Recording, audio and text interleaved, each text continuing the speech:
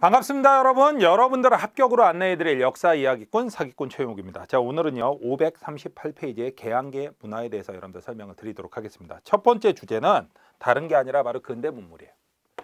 자, 근대 문물이 되는데 이게 도대체 무엇이냐? 서양 문물들을 우리나라가 수용하는 걸 얘기를 하는 겁니다. 제일 먼저 관심을 가졌던 건 여러분들 머릿속에 이미 있어요. 조선 후기 실학자들 당연히 관심이 있었죠. 그 다음에 대원군입니다. 대원군은 서양 문물 싫어하지 않습니까? 아니요. 관심 많았어요. 다만 이 당시에 중국 청나라 보면요. 아편전쟁 깨져갖고 여러분들 뚫려갖고 엉망이 되고 있었습니다. 그 다음에 일본도 미국한테 뚫려갖고 엉망이 되어가고 있는 걸로 보이고 있는 거예요. 그러다 보니까 대원군은 서양 세력을 받아줬다가는 큰일 나겠다는 생각을 했는데 문제는 서양의 무기가 앞서 있는 건 알고 있습니다. 어떻게 알고 있느냐? 이 사람도 이런 정보를 받았기 때문에 당연히 서양의 문화는, 서양의 무기는 우리가 수용해야 되는데 어떡하지 하는 고민이 있었던 거죠. 그래서 어떤 일이 있었냐면 여러분들 혹시 기억하십니까? 제너럴 셔머너 사건이라고. 알고 있죠? 미국 상선 제너럴 셔머너가 평양에 올라왔다가 행패를 부리고 거기서 평양 국민들이 불태워서 싹 없애버렸다라고. 자, 이 강에 가라앉았습니다. 이때 대원군이 뛰어갑니다. 뛰어가고 명령을 해요. 평양까지 직접 달려가서 저 배 빨리 띄워라. 아니, 저 배를 태워서 가라앉혔는데 왜 띄우라고 하십니까? 저 배는 우리가 상상할 수도 없는 그런 큰 바다를 건너온 배다. 우리가 갖고 있는 배들보다 훨씬 더 조선 기술이 뛰어나다. 우리가 받아들여야 된다. 그리고 저 배에 실려있는 서양식 대포는 우리로서는 아직 가지지 못한 그런 신식 무기다. 저 대포가 어떤 기술인지 알아내야 된다. 근데 이 인양 작업은 실패로 끝나고 맙니다. 실패로 끝났지만 어쨌든 대원군이 관심을 보였던 거 여러분들 알고 있죠. 그 다음이 근대 문물을 본격적으로 수용한 건 여러분들 본격적 수용은 누구에 의해서 본격적으로 수용이 되냐면 온건개화파에 의해서 본격적으로 수용이 됩니다. 여기서도 궁금한 점이 여러분들 나올 수가 있어요. 왜? 급진개화파가 하는 게 더 빠르지 않겠습니까? 그들이 더 적극적인데. 그런데 제가 말씀드릴게요. 급진개화파는 근대 문물을 수용할 시간이요. 3일밖에 없었어요. 왜 3일밖에 없었는지 모르시겠습니까? 이들이 권력을 잡았던 시간은 3일밖에 없잖아요. 바로 3일 천하, 갑신정변. 그러다 보니까 실제로 우리나라 근대 문물의 수용의 대부분을 한쪽은 다 온건개화파, 주도권을 잡았던 쪽이 그거니까.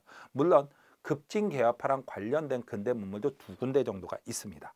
첫 번째는 어디냐면 여러분들 알아요. 첫 번째는 바로 뭐가 되냐면 여러분들 자 우정총국이에요.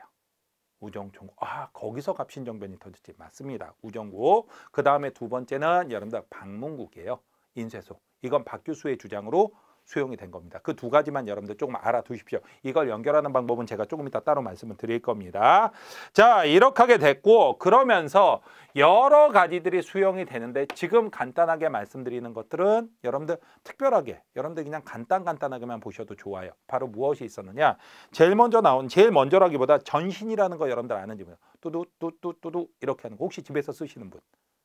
없겠죠, 설마? 자, 아직도 뚜뚜 이거 하시는 분은 없을 겁니다. 자, 그래갖고 전신은 무엇으로 처음으로 들어왔냐? 한성정보청국이라는 게 만들어져요.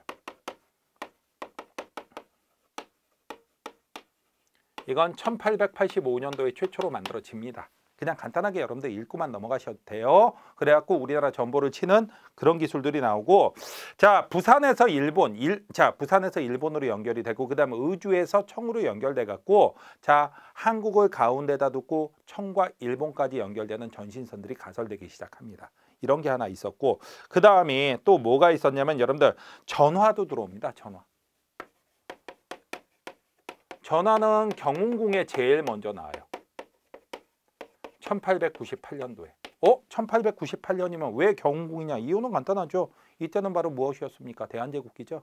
대한제국은 경운궁을 전궁으로 삼았기 때문에 자, 여기다 설치가 됩니다. 전신 전환 얘기를 했고 그 다음에 우편은 얘기는 해야 되겠다. 우편은 간단하게 우정총국이라는 게 만들어진 거 여러분들 알 거예요. 그런데 1884년도에 만들어졌다가 이건 사라집니다. 아니 왜 사라집니까? 그날 갑신정변 터졌잖아요. 그러다 보니까 제대로 할 수가 없었어. 그러다가 몇 년도? 95년도에 우체사라고 해갖고 을미개혁 때부터 본격적으로 우편 업무가 이제 시작이 됩니다. 그리고 나서 지금까지도 이어지게 되는 거예요. 그리고 1900년에는 만국 우편연합이라고 했고 국제적인 우편연합에 가입도 하죠. 1900년 대한제국 시기에는 이런 모습을 보여주기도 한다.